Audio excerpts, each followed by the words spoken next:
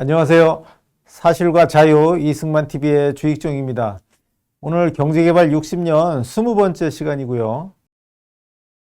총괄하는 시간을 갖도록 하겠습니다. 한국 경제개발 60년 총괄입니다. 자, 우리나라는 지난 1960년 이래 전 세계에서 가장 빠른 경제 성장률을 보인 나라입니다. 세계 각국의 GDP, 국민소득 데이터들을 추계하는 기관이 몇 군데 있는데 그중 대표적인 기관이 IMF 세계은행입니다. 이 세계은행은 세계 각국의 국민소득 관계 통계들을 모아서 World Development Index, WDI라고 하는 데이터베이스로 매년 발표합니다. 거기를 보면 여러 나라의 온갖 경제 통계들이 담겨 있고요. 그 중에서 1인당 국민소득, 1인당 GDP 수치를 확인할 수 있는데요. 예를 들어서 1970년부터 2010년까지 40년입니다. 비교 가능한 나라들의 1인당 국민소득 통계를 비교를 해보면 물론 실질치입니다. 1970년부터 2010년 사이에 중국이 가장 높게 나타나고요. 그 다음이 한국으로 나타나요. 그러나 이 중국의 통계는 신뢰성이 떨어진다, 믿을 수 없다 이런 얘기들을 지금까지도 하고 있고요. 그래서 중국의 데이터를 논외로 한다면 한국이 단연 탑입니다.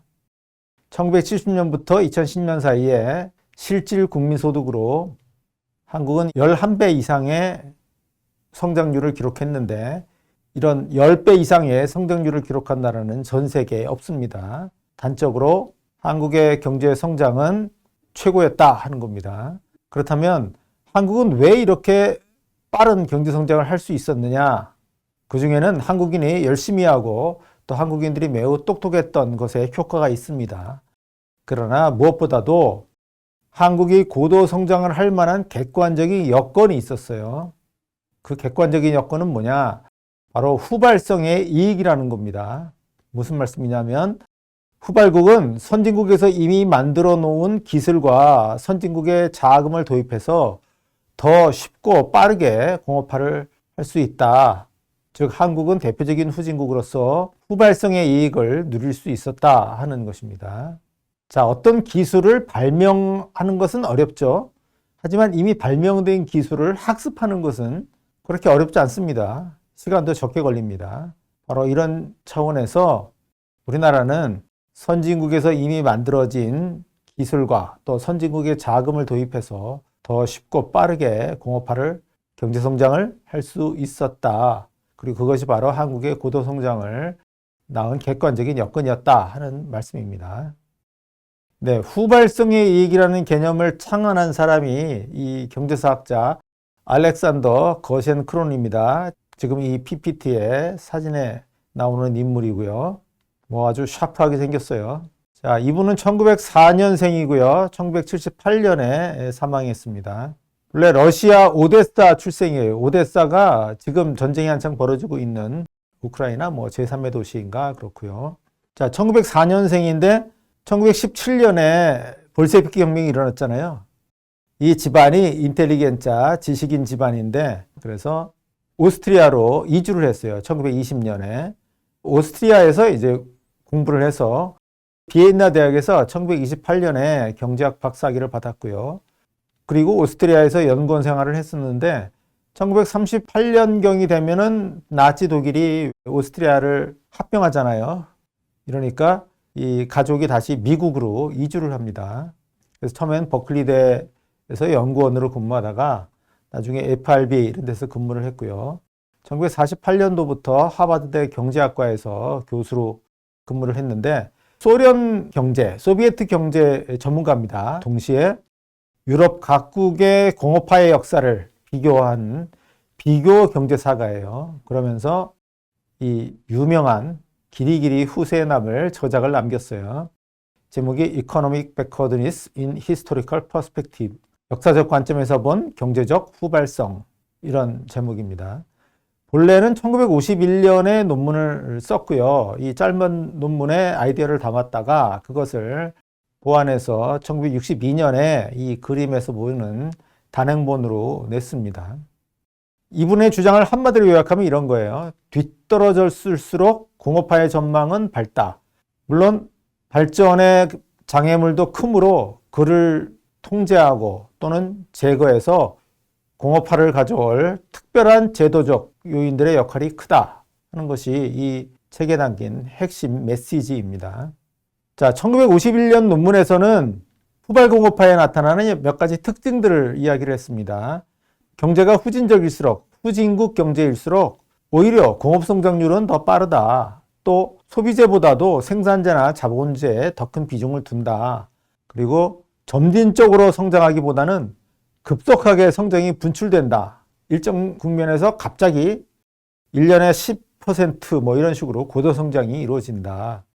그리고 대규모 공장과 기업 또 최신 시설에 중점을 두고 노동 집약적 생산보다는 자본 집약적 생산에 더 중점을 두며 또 당연히 낮은 생활 수준을 보이고 오히려 농업은 역할이 작다고 하는 거고요. 그리고 자본과 기업가를 제공하는 데서 정부와 은행이 큰 역할을 하게 된다. 그리고 강력한 성장 이데올로기가 사회에 자리를 잡는다. 이런 지적들을 했습니다.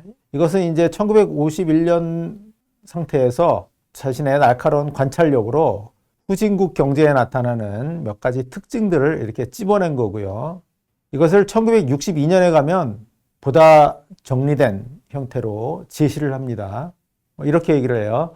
한 나라가 후진적이어서 선진국과의 격차가 클수록, 달리 말하면 선진국으로부터 넘겨받을 수 있는 기술 혁신의 잔고가 클수록 공업화의 전망은 밝다.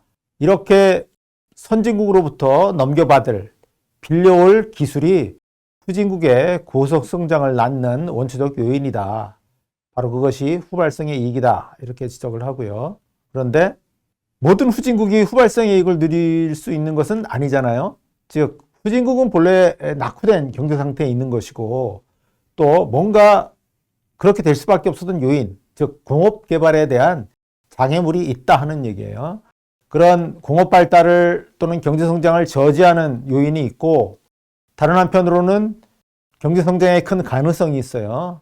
이 둘 간에 긴장이 있다 하는 것이고 그렇다면 이 긴장을 해소시킬 장치가 필요한데 바로 그것이 후발국 특유의 공업화 조직 방식과 제도적 틀 그리고 그를 뒷받침할 특수한 공업화 이데올로기다 하는 이야기를 펼쳤습니다. 자, 후발국에는 새로운 산업이 이식이 돼야 되는데 그걸 어린 산업, 유치산업이라고 부릅니다. 우리가 유치원 할 때 유치산업이라고 부르는데 그 유치산업에 자본을 대줘야 돼요. 또 기업가도 공급을 해줘야 됩니다. 이런 역할을 할 수 있는 것은 국가라든가 대은행 이렇게 뭔가 중앙 집권화된 그런 조직이고 그런 조직이 자본이라든가 인력을 제공할 수 있도록 특별한 제도적 요인들이 장치들이 필요하다 하는 얘기입니다. 자, 그렇다면 어떤 후진국이 이런 특수한 공업화의 조직 방식, 그를 위한 제도적 장치, 또 공업화 이데올로기 이런 것을 성공적으로 갖춰서 후발성의 이익을 누릴 수 있느냐, 소셜 커퍼빌리티라고 하는데요. 사회적 능력을 갖춘 후발국만이 이 특유의 공업화 조직 방식, 제도적 틀, 공업화 이데올로기 이런 것을 창출해서 후발성의 이익을 누릴 수 있다 하는 것이 이 경제사가들의 지금까지의 결론입니다. 사회적 능력, 소셜 카퍼빌리티라고 하는 개념은 일본의 유명한 경제학자입니다. 오카와 가즈시라는 사람과 그리고 미국의 경제학자인 헨리 로소프스키가 창시한 개념이에요. 이 왼쪽에 있는 사람이 이제 오카와 가즈시고요. 그리고 오른쪽에 있는 사람이 헨리 로소프스키인데요. 두 사람이 합작으로 1973년에 이 제페니스 이코노믹 그로스, 일본의 경제 성장이라고 하는 책을 썼습니다. 이 책에서 이 두 사람은 일본이 어느 나라보다도 후발공업화에 뛰어났었는데 그 요인을 일본 전통사회에서 축적된 사회적인 능력 덕분이었다고 그렇게 설명을 했습니다. 무슨 얘기냐? 이분들이 든 건 이런 거였어요. 재벌이라고 하는 독특한 기업 집단이 공업화와 경제 성장에서 중심적인, 중핵적인 역할을 수행한 경우는 단연 일본이 대표적입니다. 또는 종신고용제, 한 근로자를 종신 동안 고용해요. 장점이 있겠죠. 회사는 이 사람이 안 나가리라고 예상을 하면은 이 사람에 대해서 여러 가지 투자를 할 수 있습니다. 또 근로자는 회사가 자신의 평생 고용을 보장한다라고 하면 회사의 애착심을 가지고 더 열심히 일할 수가 있습니다. 이런 장점들이 있어요. 물론 종신고용제가 갖고 있는 단점도 있습니다. 그러나 여하튼 일본은 고도성장기에 종신고용제라고 하는 독특한 고용제도를 만들어냈고 이것이 고도성장과 맞물려 돌아갔습니다. 또 일본 정부와 기업 간에는 행정적 지도라고 하는 형태의 아주 긴밀한 그런 관계가 있었고요. 그 다음에 하청제가 있어요. 기업이 부품을 납품을 받는데 계열화해서 자신에게만 제품을 공급하는 이런 많은 하청 기업들을 거느립니다. 또 카이센 공학이라 그래서 카이센은 개선이에요, 개선. 약간씩 좋게 고치는 게 개선이죠. 그런데 현장에서 이렇게 수많은 카이센, 개선이 이루어지면 이것이 쌓이면 또 모이면 나중에 큰 생산성의 기약을 낳습니다. 이런 카이센 공학 같은 것을 또 일본이 역시 창안했습니다. 이런 것을 낳을 수 있었던 일본 사회. 일본 사회는 이런 사회적 능력이 있었고 그 덕분에 일본이 우선 가장 성공적으로 후발공업화를 할 수 있었다 하는 것이 좀 전에 봤던 오카와 가즈시와 헨리 로소프스키 교수가 내놓은 주장입니다. 이 사회적 능력 개념은 이 두 사람이 제기하고 끝난 게 아니고 또 저명한 제도학파 경제사가들에 의해서 수용이 되고 또 널리 전파가 됐습니다. 대표적인 사람이 이 아브라모비츠라고 하는 사람이고 그 다음에 올슨이라고 하는 사람입니다. 이 두 사람이 각각 자기 논문을 썼는데 거기에서 후발국이 선진국을 캐치업은 거기까지 따라 붙는 거예요. 따라 잡는 거. 따라 잡을 수 있느냐 하는 것의 그 여부는 그 후발국의 사회적 능력 여하에 달려있다. 후발성의 이익이 있어서 후발국이 그냥 선진국처럼 되는 게 아니다. 라고 그렇게 논파를 했습니다. 그렇다면 우리나라는 이런 후발성의 이익을 누릴 수 있도록 스스로 독특한 공업화의 조직 방식, 또 그를 뒷받침하는 제도, 또 공업화 이데올로기 이런 것을 만들어냈으리라 하는 것을 짐작할 수 있고요. 또 그런 것들을 만들어낼 수 있는 것은 한국이 그만큼 사회적 능력을 갖고 있었기 때문이었다라고 하겠습니다. 이 부분을 좀 더 살펴보겠습니다. 자, 한국 특유의 공업화 조직 방식에 대해서 먼저 좀 보겠습니다. 우리가 흔히 한국의 공업화 방식 그러면 국가 주도 또는 정부 주도형 경제개발, 경제성장 이런 얘기를 하는데 이 점 역시 이미 후발성의 이익을 얘기했던 거센크론이라는 학자가 지적했습니다. 왜 국가 주도, 정부 주도의 경제개발을 할 수밖에 없느냐? 후진적이기 때문에 그렇다 이런 얘기예요. 후진적인 것도 적당히 후진적인 거. 선진국에 비해서 약간 뒤떨어져 있으면 그럴 필요가 없는데 선진국에 비해서 너무나 뒤떨어져 있기 때문에 국가 주도, 정부 주도로 경제개발이 이루어질 수밖에 없다. 이 부분을 이미 거센크론이 논파를 했고요. 세 가지 점에서 한국 특유의 공업화 조직 방식이 만들어졌다라고 할 수 있어요. 하나는 바로 위로부터 공업화의 주체가 만들어진 것인데요. 즉 5.16 군부, 박정희 대통령을 필두로 한 5.16 군부가 등장하고 또 집권을 한 것입니다. 물론 5.16 군부는 1950년대에 한국 군부의 팽창, 6.25 전쟁 전에 10만 명이었는데 6.25 전쟁 후에는 한때는 70만, 그리고 1950년대 말까지 60만 대군을 유지했습니다. 이렇게 60만 대군을 장악하고 있는 한국 군부 수뇌부 또는 그 수뇌부 휘하의 장교들 중에는 야심 있고 유능하고 똑똑한 그런 인물들이 있고 이들이 하나의 세력을 형성하게 된 것이죠. 그것이 박정희, 김종필을 중심으로 해서 형성된 5.16 군부고요. 그렇다고 이 5.16 군부가 처음부터 국정에 유능했던 건 아닙니다. 온갖 시행착오들을 일으켰어요. 그러나 권력을 유지하는 데서 아주 유능했어요. 무너지지 않았습니다. 1961년 5월 16일 날 군사 쿠데타를 일으키고 나서 2년 6개월 정도 후에 선거를 했는데 그때까지 권력을 유지했고 또 그때 성공적으로 집권을 했습니다. 민간 정부로 변신을 한 것이죠. 또 경제적인 면에서는 처음에 단순한 도상계획인 제1차 경제개발 5개년 계획을 내놨다가 그것이 안 먹히니까 수정합니다. 새로운 경제개발 계획 또는 경제개발 전략을 수립해요. 매우 유연하게 행동을 바꿉니다. 이러한 기민함 또 유연성 이런 것이 5.16 군부가 위로부터의 공업화 주체로서 큰 성과를 낳을 수 있었던 요인이라고 하겠습니다. 그 다음에 두 번째로 들 것은 효과적인 경제개발 전략을 수립했다라고 하는 겁니다. 뭐냐? 복선의 경제개발 전략인데 한편에서는 수출지향 공업화 전략이 있고요. 다른 한편에는 중화공업화 정책이 있습니다. 이 두 가지는 상당히 상충되는 면이 많고 두 가지를 동시에 추진하다 보면 여러 가지 문제가 생기는데 그럼에도 불구하고 이 두 가지를 끝까지 병행해서 추진했고 그럼으로써 높은 경제 성장률과 동시에 산업구조의 고도화를 달성할 수 있었습니다. 수출지향 공업화 전략이라고 하는 것이 그 전에 없었던 발상입니다. 후진국이 다른 나라, 선진국에 공산품을 수출한다. 이런 발상은 1950년대까지 없었어요. 한국과 대만 등이 1960년대에 이걸 실천함으로써 물론 시시하고 간단한 공산품이에요. 노동집약적 경공업 제품을 수출해서 공업화를 할 수 있다 하는 것이 확고하게 자리 잡았습니다.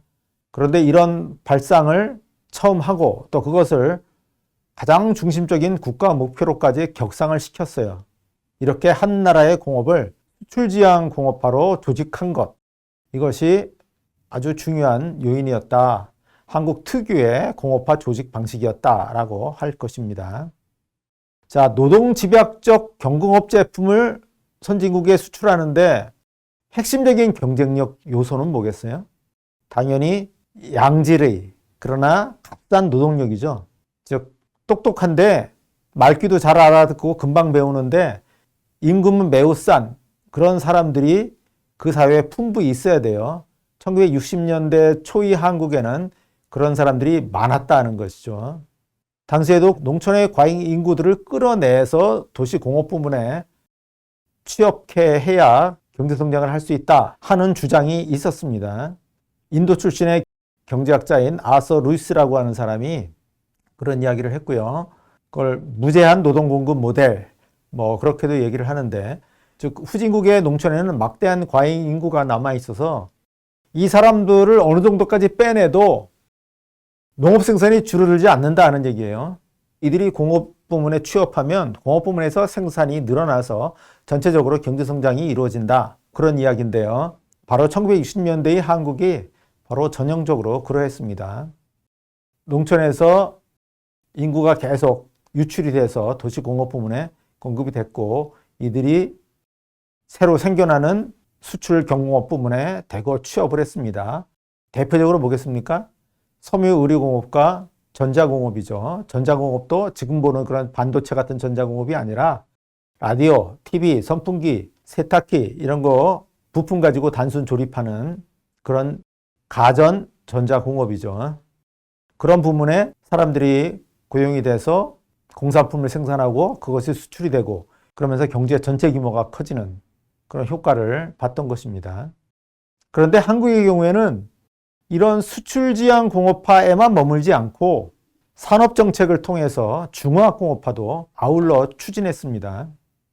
자, 수출은 주로 경공업 제품을 수출하는 것인데 세계 시장에서 경공업 제품이 잘 팔린다고 해서 거기에만 매달리면은 계속 경공업에만 머물게 되는 거죠. 언제 중화공업 발전시키냐 하는 얘기예요. 그렇게 경공업에만 매달려 있다가 실제 일어난 일인데 어느 날 중국과 같은 나라가 우리도 경공업 제품 수출하겠다라고 해서 뛰어들면 임금이 훨씬 싸잖아요. 그러면 한국에 있던 경공업은 한꺼번에 다 망하겠죠. 경공업만 하다가 그대로 망할 수도 있어요. 그럴 경우에 대비해서 산업정책이라는 걸 써서 중화공업화를 병행해서 막 추진을 했어요. 이것 역시 한국 특유의 공업화 조직 방식이고 매우 뛰어나고 또 매우 대담한 발상이었다라고 하겠습니다. 포항제철 일으키고 울산 석유화학단지 일으키고 1970년대에 가서 조선소도 일으키고요. 또 여천 석유화학단지도 건설하고 전자공업도 일으킵니다. 이렇게 중화공업화를 하기 위해서 여러 가지 지원을 해줍니다. 특히 저리금융 지원. 인플레가 진행이 되는데 대출금리가 한 10%밖에 안 돼요. 그래서 실질금리가 마이너스입니다. 이런 것이 이 한국 특유의 공업화 조직 방식. 이건 누가 하라고 가르쳐 준 것도 아닌데 오히려 세계은행이라든가 이런 곳에서는 중화공업화를 좀 하지 마라 내지는 속도를 조절해라 이렇게 막 요구를 했는데 이 수출지향공업화, 중화공업화를 병행해서 적극적으로 밀어붙인 거 이것이 한국이 후발성의 이익을 누릴 수 있었던 두 번째의 공업화 조직 방식이었다라고 하겠습니다. 그 다음에 세 번째로 들 것은 국가와 기업 간의 협력 체제입니다. 자, 우리나라에서도 좌파계 인사들은 우리나라 기업들, 특히 재벌 대기업들은 국가와 유착이 돼서 온갖 혜택을 누리고 근로자와 또 협력업체들을 착취해서 자기 배만 불린 것으로 그렇게 비난을 합니다. 정경유착이라 그러죠. 그러나 우리나라 경제개발기에 있었던 국가와 기업 간의 관계는 협력체제는 협력체제대 규율이 있는 지원체제, 규율이 있는 협력체제예요. 국가가 기업에 대해서 지원을 해줍니다. 그런데 기업이 그 지원만 계속 받아먹어요. 단물만 빨아먹고 아무런 성과를 내지 못한다면, 즉 수출도 못하고 국제적으로 경쟁력 있는 제품을 만들어내지 못한다면 그 기업은 부실기업이 됩니다. 그러면 부실기업을 구제해 주느라고 더 지원을 해주는 것이 아니라 부실기업을 정리합니다. 즉 몇 년 동안은 지원을 하지만 그 후에도 성과를 체크해서 기준에 미달하는 기업은 부실기업으로 계속 정리해서 도태시킵니다. 이건 규율이 살아있는 거죠. 매우 규율이 있는 지원 체제를 만들어낸 것, 이것이 한국이 후발성의 이익을 누릴 수 있었던 또 하나의 요인이다라고 하겠습니다. 그 다음에 한국 공업화의 제도적인 틀, 이것 또한 세 가지 정도를 좀 들어보겠는데요. 우선은 정부가 국내외에서의 돈줄을 장악한 겁니다. 국내외의 금융을 장악해요. 은행을 국유화해서 은행 자금의 배분을 국가가 통제를 했어요. 정책금융이라는 걸 통해서 통제했습니다. 그런데 국외금융도 장악한다는 건 뭐냐? 이건 정부가 외자 도입에 대한 심의권, 허가권을 쥐고 있는 거예요. 물론 1960년대 같으면은 우리나라 한국의 신용도 자체가 낮아서 외자를 도입하려고 해도 잘 도입이 안 돼요. 개별 기업은 더더욱 외자를 도입할 수 없습니다. 그래서 정부가 만들어낸 제도가 뭐냐면 민간 기업이 도입한 외자에 대해서 정부가 지불 보증을 하는 겁니다. 그러니까 한국 정부가 외국 은행에 대해서 우리가 지급 보증을 할 테니 우리나라의 이 기업에 돈을 빌려줘라 이렇게 하는 거예요. 그래도 한국 정부의 신뢰도가 한국 민간 기업의 신뢰도보다는 높으니까 돈을 빌려줍니다. 이때 수많은 기업들이 외자 도입을 허가해달라고 정부에 신청을 하는데 정부가 심사를 해서 성과를 내리라고 할 만한 그런 건에 대해서만 외자 도입을 허가를 해주는 겁니다. 물론 현실적으로는 마구잡이 외자 도입이 이루어진 측면도 있습니다. 그래서 외자를 도입했지만 부실기업이 된 경우가 여럿 있습니다.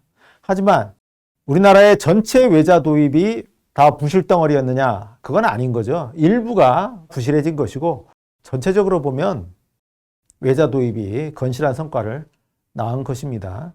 여하튼 한국은 정부가 국내외에 이렇게 돈줄, 금융을 장악한 것, 이렇게 제도를 만든 것, 그것이 후발성의 이익을 누릴 수 있게 한 첫 번째 제도적인 틀이다라고 할 수 있겠고요. 그다음에 두 번째로 들 것은 시장 친화적 정책과 또 산업 정책을 믹스를 한 거예요. 혼합을 한 거다 이런 얘기입니다.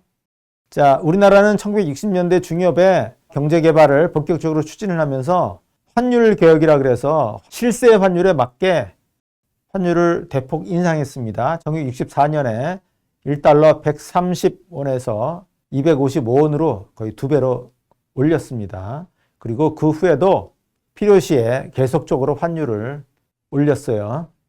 이렇게 환율을 인상한다는 것은 자유시장화 또는 가격기구가 작동되도록 한다고 하는 것이에요. 또 1965년에 금리 현실화도 있었습니다. 그때 금리는 인플레와 고도 성장을 반영해서 연 20%가 넘었어요. 30% 뭐 이렇게 달했습니다. 어쨌든 이렇게 금리를 현실화한다는 것도 역시 가격 자유화입니다. 이렇게 한편에서는 가격 자유화 정책을 추진을 하면서 중화공업화기에는 아예 수입을 제한한다든가 관세로 보호를 한다든가 또 특정 산업에 대해서는 낮은 정책금리를 적용해 준다든가 하는 식으로 해서 가격기구를 또 왜곡을 합니다. 이렇게 한편에서는 가격을 자유화하면서 다른 한편에서는 시장 가격의 작동을 억제하고 억압하는 거, 그래서 가격기구를 왜곡하는 거, 이런 모순된 행동을 정부가 합니다. 이것이 전체적으로 다 효율적이었다고 할 수는 없지만 그러나 이러한 정책 믹스, 혼합 정책 하에서 한국의 수출 지향 공업화와 중화 공업화가 성공했어요. 그래서 이런 결국 시장 친화적 정책과 산업 정책의 믹스, 이것이 한국 공업화의 두 번째 제도적 틀이다라고 할 수 있겠고요. 그 다음에 마지막으로 들 것은 재벌이라고 하는 독특한 기업 집단의 형성입니다. 이 한국의 재벌은 일본의 기업 집단, 재벌을 본뜬 것이기도 합니다. 하지만 일본 고도성장기의 일본의 재벌, 일본은 게이레츠라고 부르는데 이 계열과 한국의 재벌은 또 여러 면에서 달라요. 예를 들어서 총수가 있느냐 또는 총수의 일가족이 기업 집단 전체를 지배하느냐, 우리나라에서는 그랬어요. 하지만 일본 고도성장기의 재벌이라고 하는 기업 집단은 그렇지 않았습니다. 일본은 이름은 미쓰비시 또는 스미토모 이래서 과거 일본의 미쓰이 가문 또 미쓰비시 가문 이런 사람들의 지배를 받는 것처럼 그런 인상을 주지만 실제로는 지분 소유가 분산이 되어 있고요. 사실상 은행이 지배했습니다. 총수가 독단적으로 지배하는, 총수가 결정해서 어떤 사업에 들어가고 대대적으로 투자하고 이런 일들은 우리나라에 있었던 일이에요.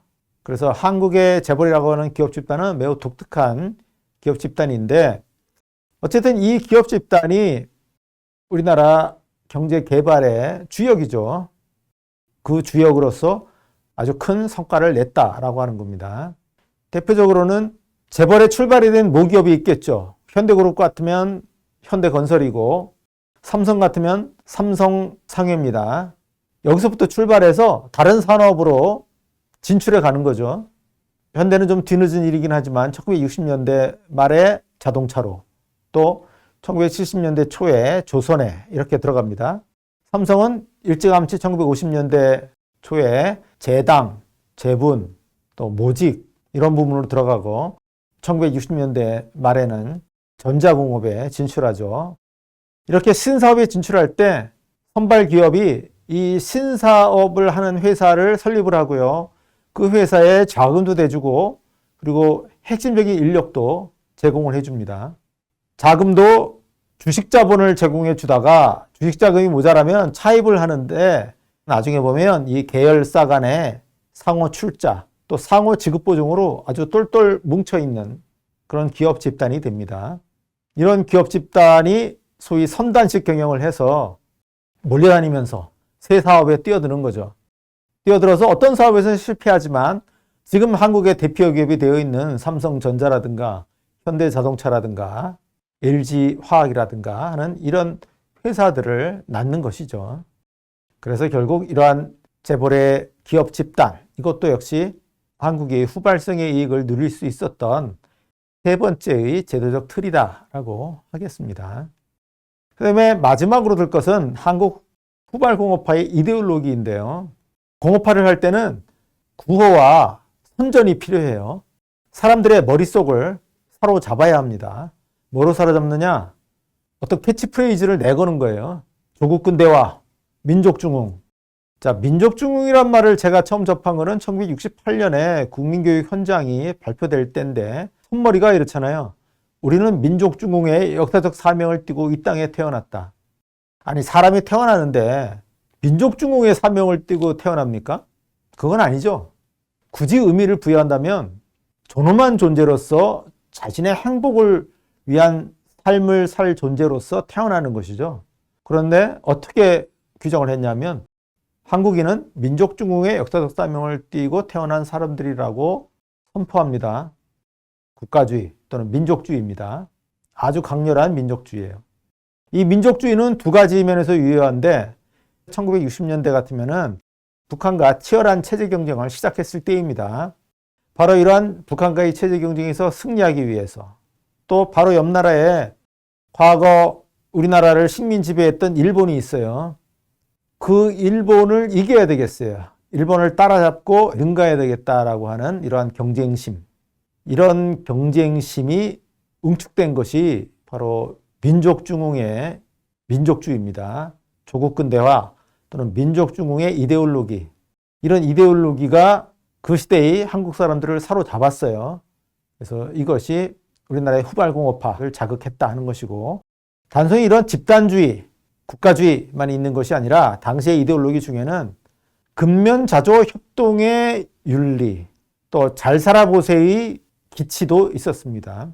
잘 살아보자. 잘 살아보세라고 하는 노래까지도 만들어서 유포했어요. 1970년대 새마을운동기에. 이상한 일이지 않습니까? 잘 살아보자라고 하는 욕망은 누구나 갖고 있을 욕망인 것 같은데 그렇지 않다는 거예요. 사람들이 워낙 오랫동안 무기력하고 가난한 상태에 머물다 보면 애당초 의욕을 상실해요. 잘 살아보겠다고 하는 의욕 자체가 없습니다. 이런 상태에서 내면에 있는 숨겨진 또는 잠자고 있는 그런 욕구를 불러일으키는 겁니다. 원초적인 자기양성 욕구 이런 것을 불러일으키는 거고요. 이런 것에 자극받아서 베트남도 가고 중동 건설 현장까지 가는 것이죠. 또 동시에 근면, 자조, 협동 강조합니다. 특히 자조 강조해요. 셀프 헬프. 자신 스스로를 도와야 된다. 자, 자기 운명을 누가 개척해야 되느냐? 자기 운명을 누가 책임져야 되느냐? 우리는 우리 스스로 책임져야 된다. 박정희 대통령이 무수하게 강조했습니다. 개인의 자기 책임의식, 이걸 함양을 했어요. 자, 내가 당장 살아야 되겠는데 내 삶을 국가가 책임져라. 이게 아니에요. 내 삶은 내가 책임져야지 해서 죽을지도 모르지만 베트남도 가고 열사병도 걸릴지 모르지만 중동 사막까지 가는 겁니다. 이렇게 개인의 자기 책임의식을 함양했습니다. 저는 이러한 두 가지 민족중흥의 이념 또 근면, 자조, 협동, 잘 살아보세의 기치 이것이 우리나라의 공업화에서 큰 역할을 했다라고 생각합니다. 이런 요소들을 갖출 수 있었던 것 이것이 바로 한국인의 사회적 능력입니다. 우리 조상으로부터 물려받은 사회적 능력이 있어서 우리나라 경제 개발 과정에서 독특한 공업화의 조직 방식, 제도, 이데올로기 이런 것들을 만들어낼 수 있었다는 겁니다. 여러 가지 혁신적인 아이디어들이 많이 있어요. 단적으로 얼마 되지도 않는 수출이 좀 빠르게 증가한다고 해서 그걸 보고 어떻게 공산품의 수출을 중심으로 하는 경제 개발 전략을 수립하냐 하는 거예요. 세계의 다른 유수의 경제학자들도 그런 얘기를 안 하는데 이렇게 수출 지향 공업화 전략을 수립하는 거. 또 경공업 제품 수출이 잘 되는데 여기에 머무르지 않고 아까 말씀드렸지만 포항제철하자, 울산 석유화학 하자, 조선소하고 자동차 만들고 남들이 비웃습니다. 너네가 무슨 자동차냐, 너네가 무슨 제철소냐 하고 비웃는데 꿋꿋하게 합니다. 그리고 그걸 배워서 금방 세계 시장에 팔릴 만한 제품들을 만들어내요. 이런 능력, 이거는 국가의 능력이기도 하고 또 민간의 능력이기도 해요. 삼성전자 같으면은 얼마나 뛰어난 능력을 지금까지 개발을 해온 겁니까? 이런 국가와 민간의 능력이 결국 우리나라에 있어서 후발생의 이익을 현실화시켰던 사회적 능력이다. 소셜 카퍼빌리티다라고 하겠습니다. 네, 결론 말씀은요. 60여 년 전에 우리 선조는 어려운 여건 아래서도 경제 개발을 성공시켜서 후손들에게 선진국을 선물했습니다. 지금 대한민국은 어느 지표로 봐도 선진국이에요. 딱 하나. 극단적인 정치적인 분열, 정치 퇴행, 이것만 빼면 다 선진국입니다. 그런데 선진국이 되었다고 해서 문제가 없는 건 아니잖아요. 오늘 우리는 다른 문제를 안고 있습니다. 이 시간에도 다뤘습니다만은 격차가 확대되고 그래서 양극화로 보일 만한 그러한 부정적인 현상도 나타나고 또 지독한 저출산으로 빠져들었고 연금, 의료보험 모두 고갈될 그 제도가 뿌리부터 흔들릴 그런 위험에 처해 있습니다. 오늘의 우리는 오늘의 문제를 안고 있어요. 그렇다면 우리 선조 선배가 그 당시의 난제를 해결한 것처럼 우리는 오늘 우리의 문제와 씨름하고 그래서 해결을 해야 합니다. 이걸 갖고 선조나 조상이 나라를 잘못 만들어 물려준 것처럼 남 탓을 하고 원망하고 또는 오늘날 다른 사회 구성원, 재벌이 우리를 착취해서 오늘 이런 문제가 생긴 것처럼 그렇게 오해해서는 안 된다 하는 겁니다. 경제개발 60년에서 발휘됐던 한국인의 사회적 능력, 이것을 앞으로도 발휘를 해 나감으로써 우리는 오늘 우리가 직면한 문제들을 해결할 수 있다. 이렇게 말씀을 드립니다. 네, 이상으로서 약 20여 회에 걸쳐서 경제개발 60년 살펴봤습니다. 그 시리즈를 마치고자 합니다. 그동안 경청해 주셔서 감사합니다.